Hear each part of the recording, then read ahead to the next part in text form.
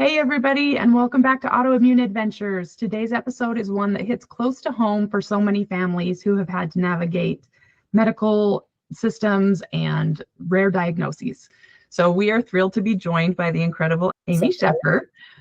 She is a passionate advocate, a speaker, and a guide for families who are navigating the world of rare diseases and craniofacial differences. She is the founder of AdvocateAngel, where she helps families who are in medically complicated situations get what they need to move forward. Amy was inspired by her own daughter's story, her journey with craniofacial microsomia, and has been since then been a trusted voice in the rare disease community. And she's shared her story through Appearance Matters, My Face, My Story, and even on the Discovery Channel's 2 in a Million series. So in this episode, we'll be discussing Amy's advocacy work and what she's learned helping families find clarity and hope, and the exciting developments in genetics and early identification and rare disease policy that could help reshape the future of care. So Amy, welcome to Autoimmune Adventures. We are so excited to have you with us today. I'm so happy to be here. All right, Amy, to start us off, can you share a little bit about your daughter's journey and how that inspired you to step into advocacy and public speaking? Yes, well, the main theme, which applies to so many families, is that when Lazer was born, we had no idea ahead of time that anything was different. And all of a sudden, we were in the deep end of a pool that we were never taught how to swim. And that is incredibly familiar for all kinds of people with chronic illness, autoimmune, rare disease, and any complex medical situations. Sometimes people with rare diseases, the average amount of time in this country, and there's 30 million people with rare diseases, the average time to diagnosis is 7 years. And in our case, when you have a craniofacial difference, you're sort of lucky, if that's a word for it, in that regard, because when Lazer was born, she was missing a third of her jaw. And so doctors were saying immediately, what kind of rare condition are we looking at? So we were really fortunate in that regard because we had a diagnosis within 2 weeks. And once you do have a diagnosis, it opens a doorway to care. And many families don't really understand how serious it is when you can't get a diagnosis. You don't have what doorway into the medical system. And until the moment that you're confronted with that, you don't understand that this is really going to block your access functionally for as long as it takes. So briefly about our story, Lazer was born missing a third of her jaw, and we were in a small town in Oregon. So we went in a semi that was refitted as an ambulance to the big hospital in the state. And we're in the NICU. She needed a trach right away. She also couldn't suckle because the mechanics of her mouth were not made for that. So she then got a G-tube, and I pumped for 2 years. And we went through, for craniofacial differences, there are teams, there are named teams. And for a lot of the more known complex illnesses, there are centers of excellence. So we were fortunate that craniofacial medicine is typically done with a team, but we were with the wrong team. So we had an HMO team. They, for whatever reason, didn't want to refer us to the main team in the state. And I had to sort of make a stink about it. And we finally got referred, and hindsight is 2020. This top state team was in disarray because they kept losing their funding. whether the other team knew that and just didn't want us to go through. We don't know why it was so hard to get to the top team. But by the time we got there, the head surgeon and the lead guy was leaving the state because the team had been defunded. And he said, you're going to have to wait till Lazer is 6 to get the needed surgeries. And the other guy on that team was Lazer's trach doctor, and he got really mad at another woman in our town and refused to see the child anymore. So I was then trying to get a referral to somewhere else without pissing that guy off, frankly. I'm just going to be blunt. And that was really navigationally difficult. We finally got referred to the Bay Area, and we're flying back and forth for surgeries to the Bay Area. And that surgeon said, oh, I operated on this on a 6-month-old. By then my kiddo was 2. But that guy made an error, and then we were really up a creek. And so we had to fly on an emergency basis. And so finally, so that was team 3. Finally, we got ourselves to the team that Lazer's with now. And this was so motivating for me. I know I'm taking a long time to answer the question, how it impacted me. But if I had only known sooner what I know now, our journey would have been way different. And I was really fortunate to have gotten to a really top-notch team. But I didn't want anybody to go through that again. And then later, we were on the Discover Channel and began to meet other people and see that we were so way better off than other people with our similar diagnosis. Why? Because I had some attitude and I was like, no, this isn't good enough. I'm going to get another opinion. Oops, I better be diplomatic. But some people don't even ask for a second opinion. And so I began to see really extreme differences in outcomes, which broke my heart. And I would never want to have that. And for anybody facing the kind of medical difficulty, because we're like, when you get in the trenches with that kind of thing, it's like we're all a tribe. And so I wanted to reach my hand back, and not coincidentally, the whole time that Lazer was going through this, people, even medical professionals, were referring people to me because they were like, oh, she can tell them both ideas, but also she can tell them stuff we can't tell them. So I started working naturally as a bridge for the two sides. There's a lot of things that parents know about, caregivers know about, people who have been there know about, that either doctors either don't know about because they haven't lived it, or they're not allowed, they're constrained by laws that make them crazy sometimes, and it's very frustrating for them. So if we can work as a team and bushwhack together, then results can be better. So that is my very long answer. Good No, answer. that's wonderful. I absolutely agree with that 100%. That is a very powerful story.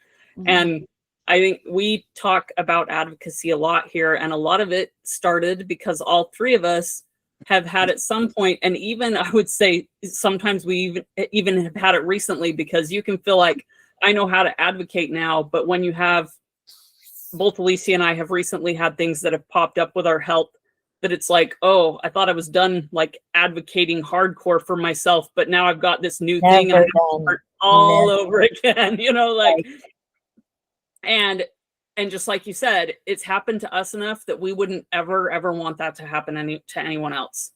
And Right. so I think that's wonderful that has shaped the work that you're doing. the other thing that I notice about it is every family has a different arc through care. My kiddo was born with mechanical differences that could be surgically repaired to the best of medicine's ability. And the ability of medicine changes over time. So that's another reason to get with a center of excellence or a top-notch team, because they have their eye on the prize, that what is the standard of care now and now and now and now. And so planning that out the best you can, and sometimes postponing interventions is important. But in my case, we are now at the pinnacle. My kiddo is 21. All further surgeries in life will be outpatient. The emergency is over, and I have an opportunity to put all of my attention and energy into AdvocateAngel and to helping people navigate. This is uncommon. I mean, some people have situations that limit what they can do progressively throughout their life. Some of them get better and worse. And so it was hard for me to turn around and write a chapter. I recently wrote a chapter that's going to be released here in a book called Pain to Power. And it is, my chapter is called From Her First Breath to My True Voice. And what I want to say is, it also takes grit to just turn around and look at where you've been. I charged through 21 years and I went right past a lot of doorways because I had a practical problem to solve, and wallowing around or even noticing certain things, it's just not the time. So then there are also times in life where you sort of take a step back and look and go, oh my goodness. And that's where podcasts like this and community and having a capacity to connect with anybody who can understand what you're talking about, it makes all the difference. On your website, AdvocateAngel, you focus on helping families navigate complex medical systems. And I think that's something that can feel overwhelming to even those of us that are struggling with common conditions. Right. But what would you say are the biggest barriers that families are facing, and how do you kind of help them overcome those? Well, this is something that I broke down into 4 categories, actually, and turned into a scorecard. And I'm just now learning how to do scorecards. You might have experienced them online. Some of them are like, what kind of dry eye do you have? Or are you a green pill person or a blue pill person? There's all kinds of frivolous to serious kinds of scorecards out there these days. But I made a scorecard called the ABCs of navigating the medical maze. And it's 15 questions in 4 categories. And to me, I'm going to back out in a minute and say another aspect of the whole thing. But specifically, there's 4 really key categories where if you can up-level your skill, you can get better outcomes. The first one is advocacy. It's that is a very broad to a very specific umbrella. The broadest that I do, that I've participated in, is legislative advocacy for bills that disallow certain insurance things, enforce other insurance things, put rare disease testing to the front of the line, different things like that. And that kind of advocacy means learning about bills that you're family experience could illuminate to a Congress member and then speaking to them. So I've done that kind of advocacy because the statistics show that it's really the people who go to their people and sit down and say, House Bill 6437 addresses this, and let me tell you the impact that this would have had on my family. That is very effective. But there's also caregiver and patient advocacy with your care team. There's many kinds of things. I can drill down into any of these categories, so I'll attempt to not overtalk. But a lot of families don't know that there are centers of excellence for certain diagnoses, and that not every care team is built the same. And you will have different results, I guarantee you, with the right team versus the wrong team. So people don't know that you can look at a surgeon's track record. You can look at their batting average. You can look at a team. One team in the craniofacial world where I was born, that team did the same number of surgeries in 30 years as my daughter's current team does in 1 year. What surgeon would you rather have, since this is a one and done surgery, right? So learning how to, what's available, and how to get to it and how to get it paid for. That's advocacy. And also just going in with your list of questions and knowing that you can say, well, I appreciate that you're proposing this course of action, but I'm proposing this one. That just knowing that you have a PhD in your own experience or your child's experience. You have real road, you've got rubber to the road experience. Like, oh, you're saying that my child is going to sit for 49 minutes 3 times a day? I got something to tell you. Maybe that child over there, right? So knowing that it is your place to shape the treatment plan and say, this is going to be possible, this isn't, what are we going to do? That's advocacy. That's A. B is backing, and that's like the structural backing. What kind of charity care is available at your hospital? What kind of skill do you have in challenging denials? Do you know how to set yourself up ahead of time to increase the likelihood that the denial never happens? Do you know this is backing? It's like the structural kind of backing. And C is community and collaborative healthcare team. Community is crucial. There are families who have been through something like this, not exactly the same thing. And you have to take, just like you have to take your care team's stuff with a grain of salt, you have to take anybody you're asking on the internet. You don't know that you haven't. I've had people ask me things and it's like, I have never met your kid. I haven't seen their cranium. I cannot answer whether they should have, like your surgeon obviously has. And so you can't just go with like, no, never get that surgery, right? And people are dispensing advice that's like, no, you can't tell somebody that. But on the other hand, surgeons, they haven't lived through that. Surgeons have told me, wow, we feel like we're in an ivory tower. We do the one thing that we do. And we don't really know when we can say about this surgery, but we're not weighing, in our family's case, that how many dozens of surgeries is this? What is the collective impact of dozens of surgeries? What is the collective impact of dozens of anesthesia? What is they don't have that. They just have, a very narrow band. So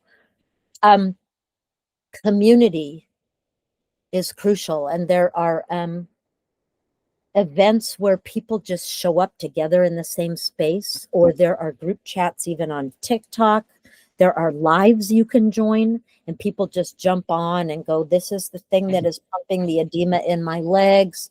And somebody else with that circumstance says, oh, is that the Johnson 283 or the, whatever.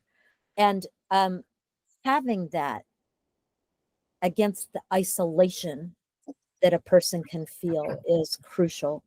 And then the other half of C is collaborative healthcare. And I was talking about there are ranked, usually centers of excellence, either ranked by a professional organization like the American Cleft Palate and Craniofacial Association ranks. They don't rank, they vet craniofacial teams. And they're like, these guys are good, these guys are good. And how would you know that? You wouldn't know that, right? So different associations rank, or you can, if your local hospital has something like that, it's going to be right up there, like the heart, known regionally for heart procedures or whatever.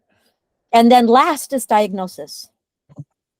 Diagnosis is a huge one. And most people don't know that, gee, if they've gone back X and so many times and they're in the back eddy over here, that they're not getting the care they need, and they need the diagnosis first. So I have a little scorecard. You answer these questions, and then it talks about each of those categories and the relevance of each category. And then it gives you feedback specifically on your score, like, oh, this score was a little lower. Here are 3 things you can do. And I'm casting that net super broadly because I just think there are millions of people out there who just landed in the swimming pool and they don't know which way is up. And they don't even know where to start looking. And I think there needs to be a very broad net cast. So I agree that there are a lot of people in the deep end of the pool and they don't know how to handle it. So I love what you're doing, Amy. I think it's going to help a lot of people. Let's shift gears a little bit and talk about genetic testing, because I think that with a lot of what we're dealing with, genetic testing is hugely beneficial for the people involved. So how do today's advances in genetic testing and early identification change the way we experience diagnosis? It makes us wonder, how might our own journeys with autoimmune disease maybe have been a little bit different if we had known more in the beginning? Yeah. So from your vantage point, what breakthroughs excite you most in genetics right now? Well, first of all, let me just say I'm a well-educated mom. I am not a diagnostician or a geneticist or anything like that, but I have been reading the landscape for some time. So I will say certain things, certain cautionary things, and certain exciting things. On the cautionary end, I don't know if you guys followed the demise of 23andMe, but the commercial landscape of genetic testing is a little tricky. The reason is that once you have been tested, that company can make no further money off of you. And 23andMe couldn't make enough money, so they had sloppy procedures, and people's genetic, like, you can't get much more personal than genetic information. And their information went out to the world, which is terrifying. So I am very much a fan of genetic testing and very much a fan of researching the organization. I can't really speak to which organization is the most trustworthy, but I would really research that well. There's even genetic testing available for the functional medicine end of things, and functional medicine is very, very helpful for some of the autoimmune things. And if you can get with a functional medicine person that can look at, well, your DNA, even aside from the autoimmune diagnoses, you the reason you need constant stimulation is, yes, you're making dopamine, but your body is burning it off instantly. So some things to do about that are this, and anything you can do for the general health and well-being of a person whose body is carrying the extra demands of any kind of chronic illness. Any insight that you have can be very helpful. There is one company that I've heard is highly reputable in that space, and that's the DNA company. And it's because they double blind, like they don't even keep the scientists never see your address, your name, or anything. And that's really what you want. And then they destroy the sample as soon as they've tested it. That's what you want. So you need a level of rigor. So that's my cautionary information. But the other thing is exactly what we were chatting ahead of this session. And the fact that you could just order up getting your genetic information that the hospital system couldn't just easily order up is powerful and is certainly available to families in a way I really don't know if many families are aware of that. It's useful to have somebody trained to unpack really complex results. And I would say, this is such a complex field. So I recently heard a podcast with an interview between a company called GeneDx that is doing all kinds of great work in the space. And they were talking about a new recommendation that any kid with certain developmental delays be genetically tested. And they think it's going to spread through the medical system, which is important. And the genetic counselor and geneticist with a PhD they were talking to said it's really important for somebody with a lot of training to unpack what the family wants first. Those aren't the kind of results you would want to just go order and then not be able to interpret. Because some things you don't really want to know. Some families don't want to know, well, if this is passed down genetically, does the next generation want to know if they have it or not? Sometimes the answer is no. And it's not in anybody, like, who am I to say what choice you make? So it's a very complicated field with a lot of new exciting ability for genetic testing to occur to give you answers. And it's still in the same framework where I'm going to step aside from the point for just one moment and say, this is one of the areas that I spoke to legislators about. Because did you know that genetic counselors make nothing? They make nothing. It is an outrage what genetic counselors make. It's criminal. It's criminal. And therefore, there are not enough genetic counselors. And therefore, if you have a condition that may need interpretation or where you'd be better off having somebody with training talk to you, it's unconscionable because you have to wait far too long for your results. You are put in a situation of just going and getting results, mail-in results, so you have your answer. And that person you know, I'm part of the Northwest Rare Disease Coalition. They have done work with the genetic counselor training program at University of Washington. Well, these people go through this whole training. They've got student loans. They're no further.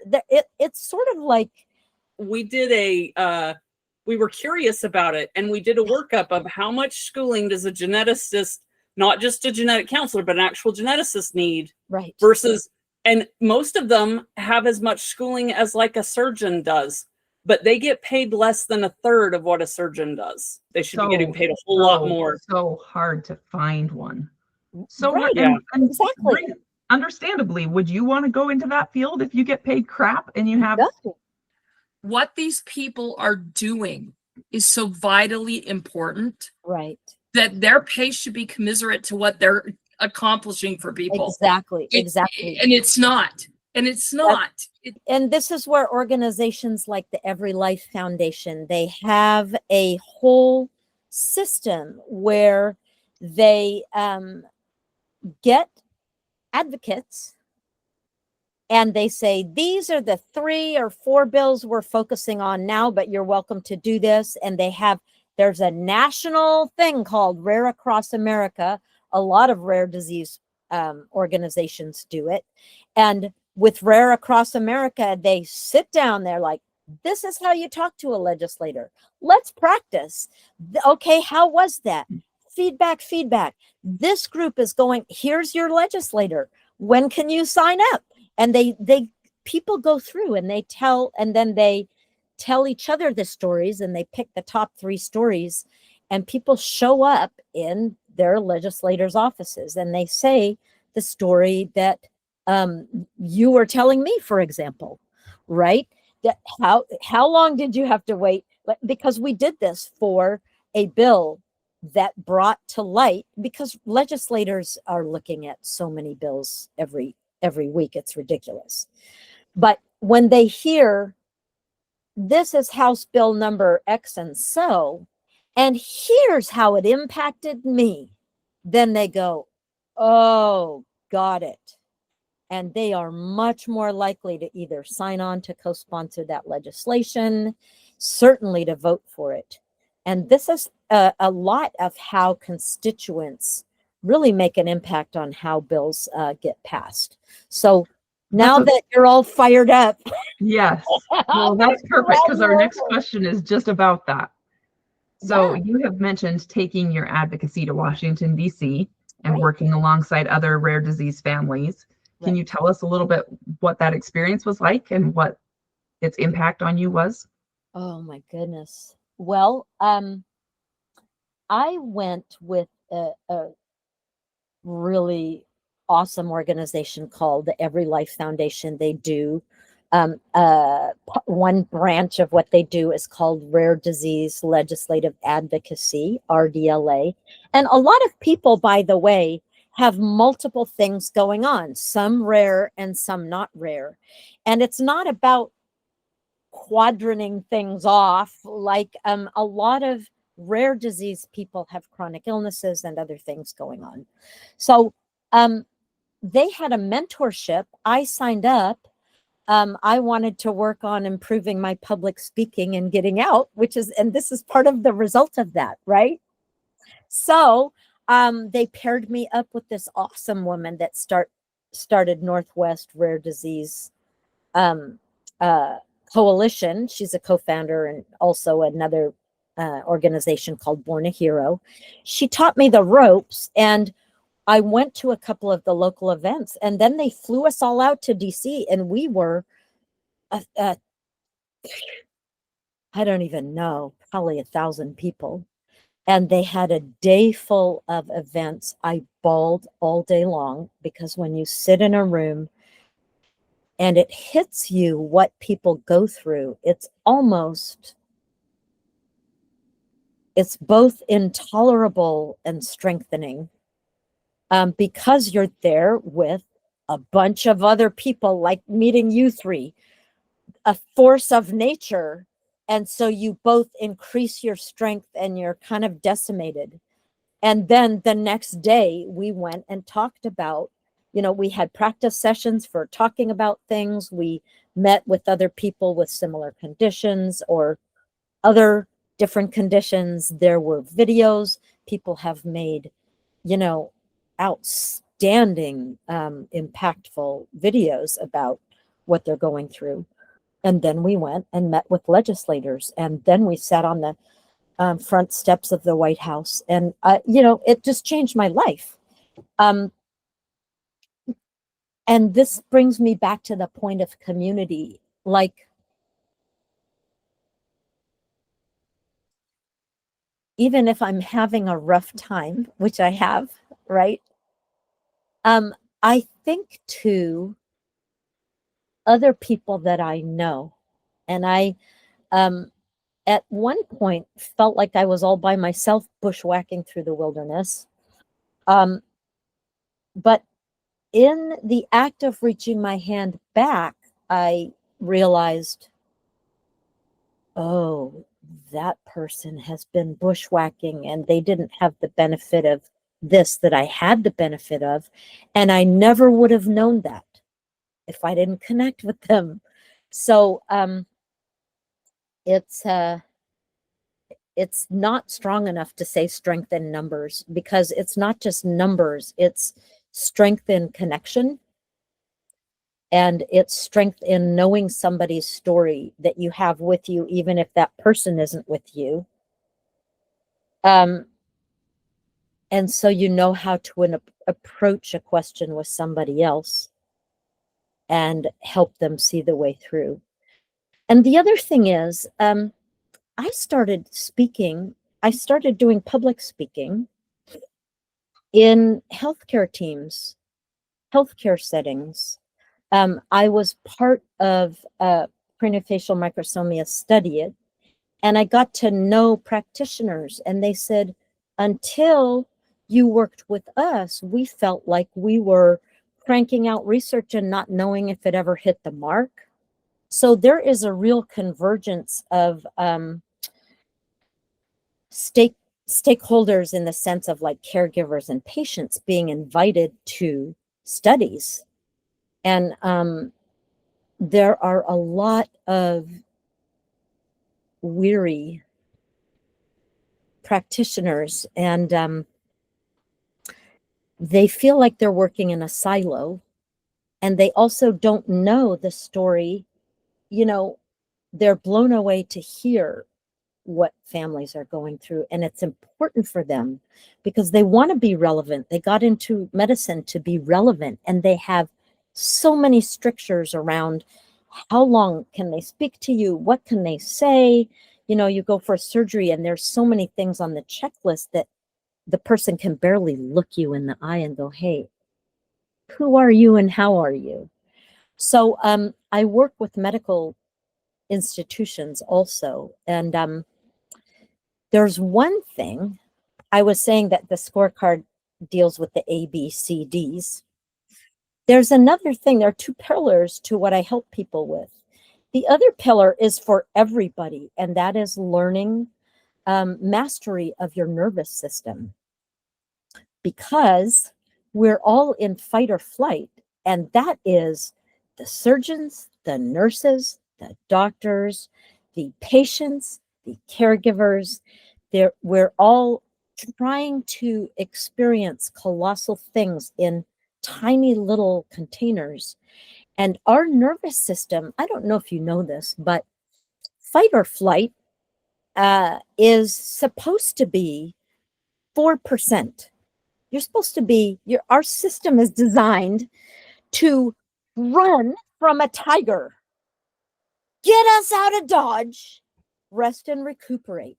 And the other 96% of the time, we're in a different part of our nervous system, which is rest and repair. And cortisol increases autoimmune problems like crazy. Repeated cortisol events, and I know this from both being a teacher and from the field that I work in. Repeated cortisol is referred to as ACEs. If you score X and so high on an inventory of ACEs, like was your dad in jail? Was your mom in jail? Was there domestic abuse? Was there homelessness? Was there divorce? Certain things rank higher, certain things rank lower. And you take this inventory, and depending on how you rank, they can predict autoimmune, chronic illness, severity of illness in later life. And there's also genetic things, of course, but the stress and duress that you're under causes these genetic things to manifest predictably. I mean, there's all kinds of studies. So it is very relevant. It's not just like, oh, calm down and smell vanilla. And, it's not airy-fairy. It's practical, tactical, strategic if you can get yourself into the best state you can be in before a medical appointment, then you remember the question you wanted to ask. You take a deep breath when you need to and say, doctor, give me a little moment with that information. Hold, please. You take a breath and you go, oh, I'm going to need to ask you this uncomfortable question. Can you stay 5 extra minutes? Sorry, it's going to take more time, or whatever. You get into that boss state you need to be in, not the, I got to get out of here, which is flight, or I'm going to punch this guy's lights out, that's fight or flight. And people don't even identify they're in that state. And that state is not helping you, and it fogs your brain out on purpose, because its goal is to get you out of there or to overcome the opponent, this way. So I work with everybody on that. I teach tips or tricks. I teach emotional regulation. Really comes from fight or flight. So it's managing your nervous system so that when you go repeatedly into appointments in your best state, it's like a trip to China, right? If you correct course 1 millimeter at the beginning, you end up in an entirely different location. And that is how you can impact your outcome. You are Those really 2 speaking things. our language, girl. You are speaking our language. We are all nodding along to everything you're saying. We're like, oh my gosh, Yay. she gets it. This woman gets it. Yeah. I love it. Yeah. I love it. I love it so much. I have to pause for a minute here and just say thank you so much for coming and being here with us. Mm-hmm. And I say this because everything you just said is what I do. Mm-hmm. I am a nervous system regulator for teenagers and their parents. Right. But the truth of the matter is that regulation is so vital. It is so important to the well-being of kids, but it's important to everybody. Everyone has a nervous system, and everyone has it go rogue sometimes. Until you're in a medical maelstrom, you don't actually know that other people in the medical maelstrom don't have that skill that teachers have, right? Like, that's not commonly taught. No, because they don't have to cope with anyone as long as a teacher sits in a classroom with these kids for a minimum of 60 minutes. When's the last time you spent 60 minutes in a room with a doctor? It doesn't happen.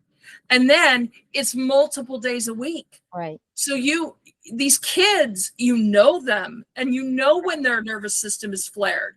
You know when they're struggling. You know when they're having a good day. All of those things, just like a parent does. And sometimes my kids have told me more than a parent does, because we spend more time with them. And you actually know what the impact will be if that kid remains this far off course versus this far off course. And you've got 20 X and so other kids that are in the same environment, They're ramping up in that energy. It's very impactful. Your skill at working with somebody in that situation is very impactful to the whole environment that everybody else is operating in. I think if doctors were taught the management skills the teachers have, it would go a long way, because my doctors that are good, and I do have a very good care team. I had to work hard to find them, but once I found them, what I saw in them was what I valued in myself personally and in my colleagues at work, which was they would listen to me, they would hear me. And then once they heard me, then they could give me quality feedback that was actually going to help me. Right. And that's why advocacy is important, is if you take that moment and you say, Doc, I need you to give me 5 minutes because we have to talk about this. I need answers. I can't leave today without more than I have, because I need to be operational for my life and my family and the world that I have to go walk out into when we're done here. Right. And we're paying you. We're paying you to do this. Right. Exactly. We sometimes forget, and this is something we talk about a lot, that you pay your doctor. And if your doctor is not doing their job, then you should probably go get a different doctor. If someone came in and painted your front room and utterly destroyed it, you're not going to say, oh, I guess that's okay. You're going to get someone who can fix it. Right. And we have to give ourselves more care. Anyway, sorry. There's our rant. We could all just get on the same soapboxes. Yeah. So true. I'm so glad you guys have each other. I mean, what an amazing resource you all are to each other. So true. I know I would not have had my diagnoses had my sisters not encouraged me to go and ask for specific tests and, put my foot down and go back and find a different doctor. And who knows where I'd be if I hadn't had them telling me, leading me along, saying, keep going, try this, try that, Every single blessed. one of us has found a diagnosis because of something one of the other of us said. Like, oh, there you go. I was tested for lupus when I started having symptoms because Stacy had seen some similar things and suggested it to me. I was the first one diagnosed with celiac. I suggested Stacy go in. Stacy suggested Elise go in. So yeah, it was just it is a nice resource. Yep. Yeah, we're lucky. Okay, all right. Getting back on track.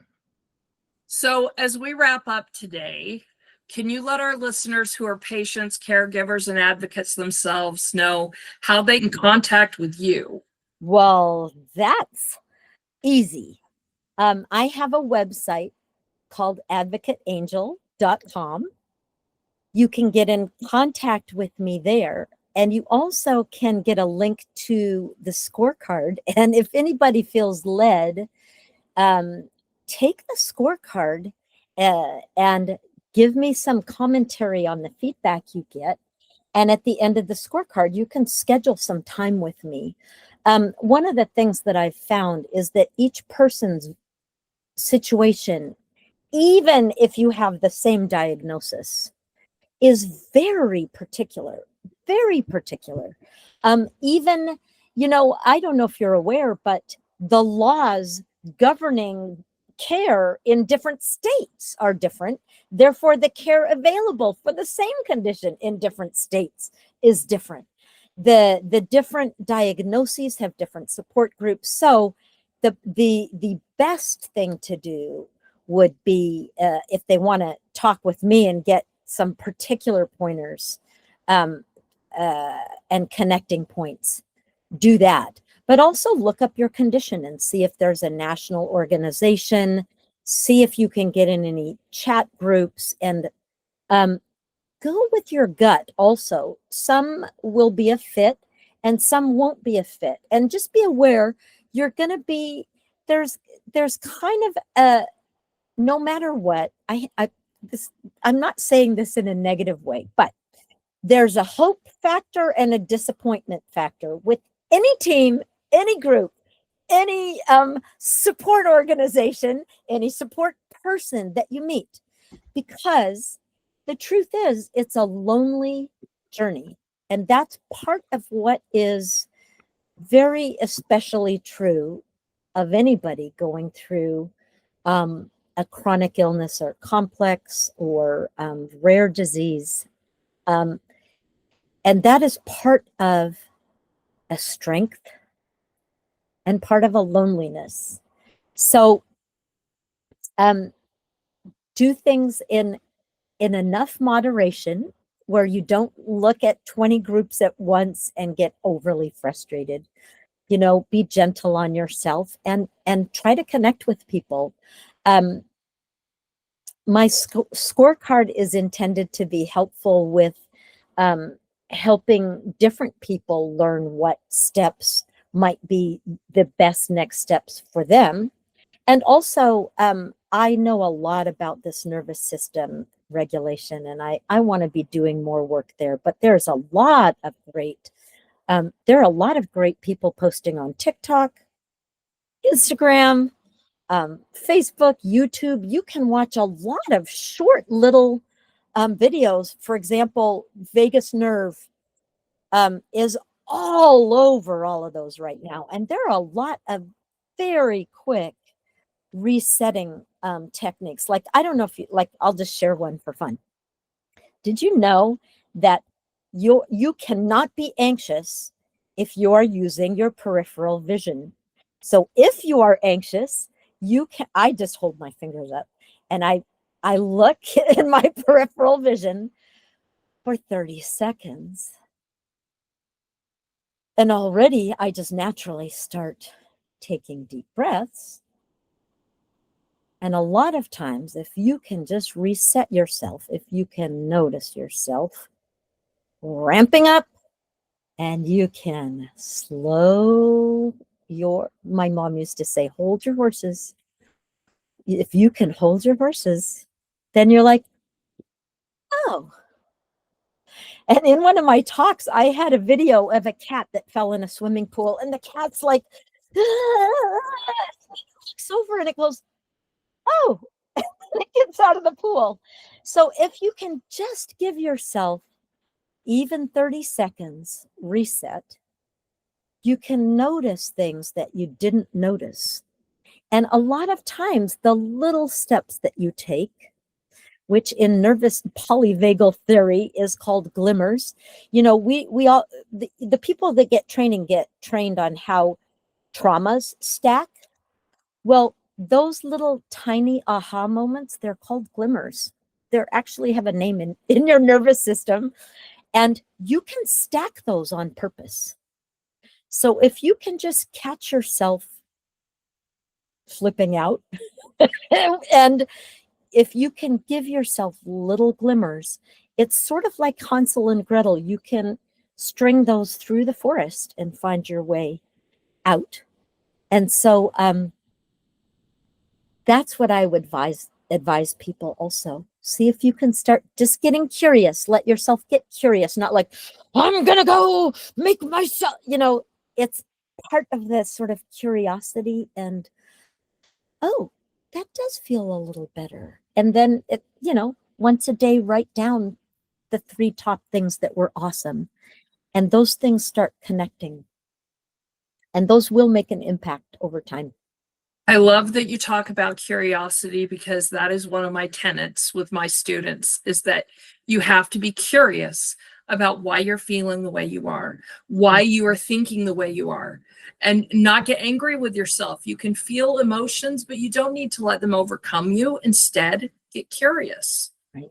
And it's miraculous what you can learn about yourself, and also how you can take yourself out of that fight or flight if you put yourself into a place of curiosity. Mm-hmm. And that was a great little exercise for that, by the way. Oh, thank you. So it works. All of those, if you ever see me, I make TikToks about, you can walk backwards. There's so many really fun things that are substantial. Like you feel better after 30 seconds of that. It's good stuff to know. We will make sure everybody gets the links to that. Yeah. Everything on your website, as well as your upcoming book. And we'll have all those ways to connect with you in the show notes. Thank you so much for being with us today, Amy, and for the wonderful, beautiful reminder that advocacy starts with one voice, one story, one brave step. Right. We appreciate it. And to all our autoimmune adventurers out there, thank you for joining us. We always love to hear from you. Leave us comments, like and subscribe, and let us know what other subjects that you would like us to cover. Until next time, remember that you are worthy of joy and your disease does not define your life. You do.